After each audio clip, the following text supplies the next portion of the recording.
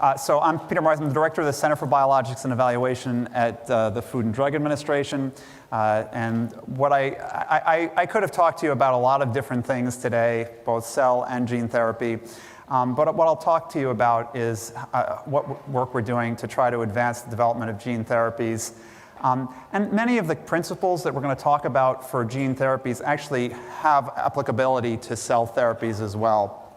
So in the next 20 minutes or so, I want to try to talk about some of our recent gene therapy approvals, talk about some challenges in product development, some of what we're trying to work with others to overcome in terms of challenges, and talk about some of the resources that we have. Much of this is not going to be new to you. It's stuff you've heard, but we'll try to give it my particular spin. So in case you've been under a rock for the past couple of years and you haven't realized it, there are two CAR T-cell therapies that are currently approved in the United States, tisagen like Leucel and axicabtagene. Those now cover ALL and acute lymphoid leukemia and non-Hodgkin's lymphoma, and the other for non-Hodgkin's lymphoma. There are a number of other CAR T-cells which are coming up close to approval, and we'll see where those go. We also now have an ocular directly administered gene therapy, voretigene, for a hereditary retinal dystrophy, which was approved using a very nifty endpoint called the multiluminance mobility test. If anyone wants to see kind of an interesting endpoint that actually is patient-focused, that was used for this particular approval. And it was very nicely developed by the company in collaboration with some input from the agency. And so you can get online and see this. Basically, it's a test where people navigate a maze under different amounts of light, and they were able to show actually an improvement in that. That was that approval. And we also have now, more recently, a systemic directly administered gene therapy, anasemnogene, which is for spinal muscular atrophy, a disease which is really quite terrible in its most severe form, where it basically takes children's lives within the first few years of life. These are children who, usually by about a year of age, end up on ventilators, unable to move, and then shortly thereafter tend to die. This was an example of the kind of clinical data that I like as a non-statistician, because you don't need a statistician to talk about a statistical significance. Basically, one could look at natural history and look at a disability score and show that by a certain number of months of age, no one had surpassed a certain milestone, and after the gene therapy was administered, and you can see 15 patients on that lower left. These are patients now who were not on ventilators, who would have been expected to be on ventilators. And the child on the right here is a child who had been treated early on, who basically appears normal, who, if she had not been treated, it's pretty certain would have either been on a ventilator, essentially on last stages of dying from this disease, or not with us. And instead, she was running around. She actually was brought down to testify to a congressional meeting and was running around, and she really got the senators very riled up. She was very cute. So what's happened? The fact that you're all here and the fact that this meeting has needed more and more space basically shows that success brings interest. There's clearly increased activity in gene therapy or cell-based gene therapy. So when I say gene therapy, I'm talking about vectored gene therapies as well as cell-based therapies that use a gene therapy vector in their manufacture. And you can see that between 2017 and 2018, we had roughly a doubling in the number of investigational new drug applications, now with over 800 active investigational new drug applications on file at FDA. That means ones where we're actually actively having correspondence with the sponsors. That's pretty impressive. This year, we're well on our way to probably exceed those numbers from 2018, probably by about 50%. I can't give you the exact number yet, but for calendar year 2019, this growth continues. What's that going to turn into? I think you've already heard at this meeting that it's likely that we're going to start to see more and more products reach market. This is not FDA data, this is MIT data, just showing that they're predicting by 2030 there'll be 40 to 60 product launches with more than 500,000 individuals treated. Could it be more? Could it be less? Of course it could. And so there's some error inherent in this, but we are on this essentially very steep portion of a growth curve. A lot of this has been facilitated by the fact that the field has settled, for the most part, on two major systems, lentiviral vectors and AAV vectors. That's not to diss any other vector systems or non-viral vector-mediated gene therapy. It's just to say that a lot of the advances, for instance, for the CAR T cells have come through the use of lentiviral vectors, and for directly administered gene therapies through adeno-associated viral vectors. And so I'm going to just focus in a little bit on adeno-associated viral vectors, just because it's a good example that shows some of the challenges here. And again, I'm going to use this as kind of a case study that might be applicable to some of the other products in this space. So currently, there are a number of challenges in the development of AAV gene therapies. One has to deal with this fact that there can be pre-existing immunity to adeno-associated virus. It's something that we're exposed to, and particularly if you have a disease that's not common and you're going to be treating this with an adeno-associated virus, you want to make sure that the treatment that you're going to be giving to it is going to be effective. So you have to try to deal with pre-existing immunity. There's this issue that we still have to figure out long-term safety and efficacy for these products. No one really knows exactly what's going to happen 10 years down the line, 15 years down the line to those children who have been treated with the SMA1 product. Will be interesting to see that.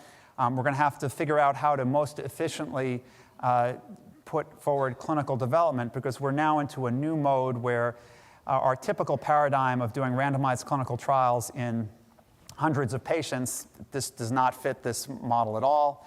And we're also going to have to deal with probably one of the most significant things is how we're going to manufacture these things. And I'm going to save the bulk of my time to talk about that. So just to talk a moment about this issue of pre-existing immunity to adeno-associated virus, I mean, it can preclude effectiveness, and developing immunity, once you've received it, can preclude redosing patients with the therapy, which could be an issue. But there are strategies that are under exploration, and as someone who's a hematologist-oncologist by training, we know how to use immunosuppressive regimens. We know how to use technologies such as apheresis to remove antibodies. So there may be ways of getting around this by brute force. There may be more elegant ways of getting around this by using vectors that have been had their surface characteristics changed so that they don't elicit the kind of immunity that wild-type AAVs do. And so that may be another way around this. And then another way may be just to move away from AAV entirely to other viral and non-viral vectors. That's probably a little further off. In the area of assessing long-term safety and efficacy, there are right now conventional protocols that are being used to extend follow-up of patients who have been treated with gene therapies. But also now people are starting to think more about using patient registries curated by entities other than the sponsors. Those are maybe by advocacy groups or others. We're starting to use real-world data. And I'm a little hesitant to use real-world data is not a complete panacea for everything in drug development. Although CEOs sometimes drink the Kool-Aid for real-world data fully. But it is potentially powerful in this area, because as more and more people are treated and as we have better and better electronic health records, it may be very helpful in following people, particularly because some of the electronic health records and these claims databases that are being set up now are designed to be able to follow people across different insurance companies. That is one of the problems here, which is that in the United States, can't speak for Europe, but where it's a little different, but in the United States, the average person changes health care insurers every 3 years. And maybe even more than that now, but that was, as of a few years ago, that was the number. So we need to be able to follow people long-term with these, and hopefully we'll have systems that will do that. Towards implementing efficient clinical development, So first of all, I think stakeholder engagement is something that's very important in this area, because when we're developing things, we want to develop them to deal with the issues that people really care about.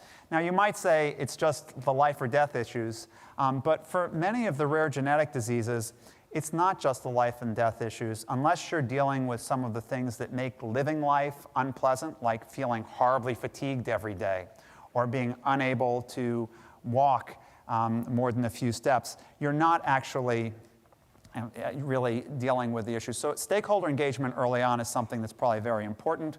We have issued guidance recently on patient-focused drug development. It's a good place to go for some advice in that area.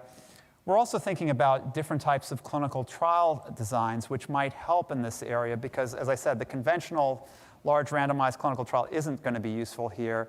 We're willing to consider Bayesian designs and complex, innovative trial designs where you try to minimize the number of patients treated in order to come to a conclusion about whether the therapy is safe and effective. We also will make use of all of our expedited development programs. Some of those you're aware of. I'll mention them in a moment. And I would also stress early discussions with regulatory authorities. In order to help people figure out how to navigate this area, we've issued a suite of gene therapy guidance documents. The draft guidances were issued in July of 2018. We got back a lot of comments to these through our comment period. And probably before the end of this year, you'll see the final versions of these incorporating those comments come out. We'll also probably have some other guidance coming out in the not too distant future. Things on, for instance, orphan sameness to understand whether two gene therapy products are the same or different from one another, if they have the same insert but different vectors, that type of an issue. So our expedited development programs, for a while in the United States, people are familiar with fast track, priority review, accelerated approval. Breakthrough therapy designation was put in place in 2012. It's being used pretty widely. And in 2016, at the end of the year, we had the Regenerative Medicine Advanced Therapy pathway put in place by the 21st Century Cures Act. These are all programs for serious diseases. The Regenerative Medicine Advanced Therapy designation, which is very much like breakthrough tailored to cell and gene therapy products. It's a very similar program to breakthrough therapy. The bar for actually getting the designation is slightly lower than for breakthrough therapy designation. And the number of ways of fulfilling post-marketing commitments, if one gets an accelerated approval, is expanded with the RMAT designation. There has been a lot of interest in this. And we're finally seeing products that have come all the way up through this process. And so actually, I look forward to the day when I can tell you what has come through the process to market. But to date, we've had, as of August 31st, 2019, we've had 115 requests. 44 of these were granted. 61 denied. Most of the denials had to do with the fact that either people were studying a product other than the one that they had actually submitted a request for, or that they didn't submit enough clinical data. But that being said, the numbers here, 44 out of 115 requests, those are pretty close to the breakthrough therapy percentages in terms of what's granted. So I think you're not doing too badly there. In terms of coming in early to the agency, we have the Interact program. This is essentially replaced our pre-IND meeting, which nobody understood because it sounded like pre-IND meeting, which is actually a formal regulatory meeting. This is essentially an informal meeting with non-binding regulatory advice where you can come in and talk about a product that you're developing. And if you have questions about its preclinical development, its manufacturing, or for that matter, its clinical development program, one can have a non-binding discussion about what that might look like. There's a link here, but you don't really need the link. If you type in Interact and FDA or Interact and CBER to your browser, it comes up pretty quickly.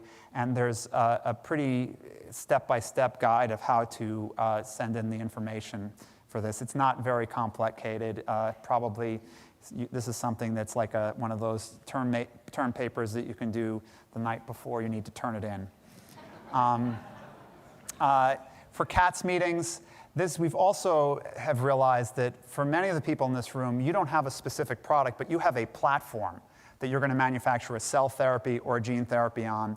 And you might like to understand how the agency would think about things manufactured off of that platform. And so we've now developed an advanced technology team, which is analogous to the emerging technology team at the Center for Drugs, which is really to talk about platform technologies. And that allows a pretty flexible, again, non-binding discussion before a regulatory submission is filed. And again, this can be, you can find out how to submit for this, very similar, informal submission, not a lot of information required, just enough for us to understand what you're coming in to talk to us about. But I want to spend the last number of minutes here on challenges in manufacturing gene therapy products, because this is really, to me, one of the real areas where we still have a ways to go. We still have issues with process scale-up, which is not yet reproducible from clinical trial to commercial size lots. I should be fair about this. There are some people in the audience, there are some companies that have got this down, but it's not uniform yet. There are clearly limitations on information exchange from commercial confidential trade secret perspective that are potentially limiting the evolution in manufacturing technology in this area. And unfortunately, for better or worse, the production of the viral vectors that are in our current generation of cell lines is relatively inefficient and it's costly. And that's leading to some issues. And it's leading to a reality that we just have to all accept. Right now, gene therapy is really, I'm sorry, this is my coffee analogy because it's someday when they throw me out of the federal government, I'll go work for Starbucks and I can deal with tall, grande, and venti. I did not put Trente. That's the really large cup they have that you can ask for. But the sweet spot here is the grande size. It's why they don't even put the tall or the venti prices on the wall anymore. Because we're good right now at thinking about making gene therapies for somewhere more than, how many hundreds, I can't tell you, but hundreds to tens thousand patients, we can imagine making gene therapies for those kinds of populations. If one were to think about, if I had a gene therapy that could address heart disease in the United States and bring down the risk of middle-aged person's heart disease by half, and it was safe and effective, that's great, but we couldn't make it right now at a scale if it had to be given systemically. So patient populations more than 10,000, is it exactly 10,000? I can't say 20,000, but large patient populations, I don't think we're viable yet in terms of the technology with scale up or scale out. But I'm going to focus the rest of my talk on a place where I think we really are going to have to get used to, because the scale up to the 10,000 or more is true. It's like the monoclonal analogy. You have to think about how you're going to do things. But the problem with the small gene therapies, these small numbers of doses that are going to be needed between 1 and 100, is that's where a lot of rare diseases sit. And ultimately, as we think forward towards where we're going to go with genome editing, when you start slicing and dicing even more common diseases by putting in different guides, that's where you're going to also end up for some of the gene therapies there. That's also potentially where you might end up with gene therapies using antisense technologies to deal with different mutations as well. So we're going to end up in a situation where the problems are a little bit different than scale up and scale out. The problems are more analogous to what one has when you go to a printer and ask for wedding invitations. There, whether you ask for 10 or 50 invitations or 200 or 500 invitations, the setup cost is the same. And so the price is not all of that different. So this is a problem in this area because we're going to need to be working here, and yet we don't have commercial viability. And unfortunately, it's really important for people with ultra-rare disorders, because if you think of it, there are really hundreds to thousands of disorders that affect 1 to 100 individuals that could be addressed with gene therapy. And as I said, genome editing may drive more towards this area. So what are we trying to do at our center? Well, for the larger scale problem, for the scale up, like many of you in the audience, I've already heard some discussion of people who are working to try to make better cell lines, better production technologies. That's something that we find very important, and so we're trying to work towards making improved producer cell lines and bioprocesses, manufacturing technologies that might allow higher yields. But we're also trying to address the manufacturing needs for ultra-rare gene therapy products in kind of a pre-competitive space. One of our concerns is that even if we address these right now, how are we going to make these things so that people will have access for them in the near term? I just want to caveat what I'm about to say with the following. I have no doubt that 10 to 15 years from now, there will be a business model which will take care of this. It may be a business model where it looks more like a device that produces different gene therapies in small amounts. And so there will be commercially viable strategies there. Those of you who want to go there, please do. No charge for the suggestion. But for right now, we have this need for access. And if you're the parent of a child who has a rare genetic disease that's going to kill them in the first years of life, you want the technology now, not years from now. So what we've been thinking about is whether we need something like a consortium, a public-private partnership that can address the end-to-end development of gene therapies for these very small niche disorders, so that when you need 20 doses a year, which is not going to be, no one at this point is going to get excited about making those for a rare disorder, that there can be access to these. Our reason for trying to think about this consortium is the idea is if you have a consortium where you leverage what FDA is willing to do at this point, which is we're willing to start to think about using master files for a vector, master files for a manufacturing process, you could potentially take what's currently taking 4 to 8 years from concept to patient results and half the amount of time, which, again, if you're the parent of a child with a rare disease, or for that matter, if you're anybody, you can understand what the benefit of that would be. So we want to see this technology be more accessible to academic innovators, applicable to a broad range of diseases. We want to try to streamline the manufacturing information needed. That's going to be good for everyone because this will actually benefit the entire field. If we can figure out the regulatory pathway to facilitate streamlined data submission, a streamlined process for these kind of new generation of individualized or bespoke therapies, it will make a difference. I think ultimately, the process development that we will have as we address this kind of small batch gene therapy may actually end up rubbing off onto the larger products and help us develop better cell lines, better technologies. The throughput itself will help, right? You do something a lot, and you learn a lot through it. And ultimately, we hope to bring these therapies to individuals in need sooner. I think that's what everyone comes to these meetings. Ultimately, that's our goal. So we're very committed to advancing the development of gene therapies for patient populations of all sizes. I'm sorry for the cell therapy people here. We also care about cell therapy deeply. But I use this as given a half hour of time, I wanted to try to be more specific about something.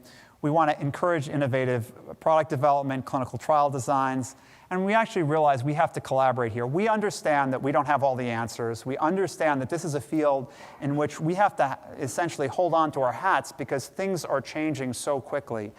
So we'll look forward to working with everyone. And I think I have about 3 minutes and 30 seconds for questions now. Thank you. Sorry, I missed you. That's okay. Thank you. This is Michael Werner. Yeah. Thanks, Peter. And just for those of you who've been to this meeting before, you know that FDA has attended this meeting and provided candid remarks for the last 10 years or so. And it's really something that ARM is very proud of, is the relationship and collaboration that we have with the FDA, and thanks, Peter, for all of your leadership that has helped make that happen, and we've all seen the benefits for patients so far, and many more to come. So we've got time for a question or two. So, is that Bob?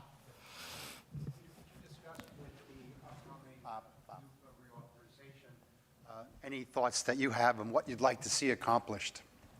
Yeah, I think whether or not it comes with PDUFA or with the PDUFA Christmas tree and the reauthorization, my biggest concern is that although we're working to staff up for actual submissions in terms of BLA submissions, license applications, we need to deal with that as part of the next user fee agreement. But the most important thing that I think we need to think about right now is how we're going to provide the early advice, which is we're beginning to become overwhelmed with people that want early advice in about development programs, development platforms. And because that's not really taken into account in how our staffing is, it's putting a strain on staffing. So I'm the first to admit that people, when they want advice, they don't want to wait several months from FDA to get back to them. And so we feel like we need to staff up in this area so we can get back to people in a more timely manner. My goal is if a company comes in, we'd like to get back to them within 30 days, not 120 days. And that's where we are right now in terms of averages. So we'll need to staff up in this area, and that's, I think, a conversation we'll need to have. Okay, last question. I'd like to make a comment, and then I'd like to ask a question. So on the comment side, we've been in this industry for about 20 years, and we were founded based on the work of Jude Samolsky, who was the first to clone AAV for therapeutic purposes. So we've had some time to think about some of these issues. With regards to the ultra-rare indications, our solution was to have a sister nonprofit organization that focused on developing therapeutics without the pressure of getting a profit. And we integrated some technologies, such as doggy bone technologies, an alternative to DNA plasmid because it's quicker and cheaper to manufacture, and then things like wave bioreactors, which allow for smaller batches. So I think there's ways to do it, even within our construct, but I'm really excited about the public-private partnership. And then I have one question for you. And that is, given the, we have, I guess, legislation for orphan drug development, we have tax incentives. Why isn't there legislation for ultra-rare indications where there's another set of tax incentives for for-profit organization and for nonprofits to make investments? Great question. We don't lobby Congress at FDA, but you may. And so please feel free to bring that. I think it's a wonderful question that's come up. And I think in some ways, this is what living in this area has been like, because I think 3 years ago, we wouldn't really have been having this conversation because people were just grappling with, could we do this for some disease? Now that we're realizing that this is potentially an accessible field for an incredible realm of diseases, this becomes a much more viable question. So be my guest. Thank you so much. Thanks.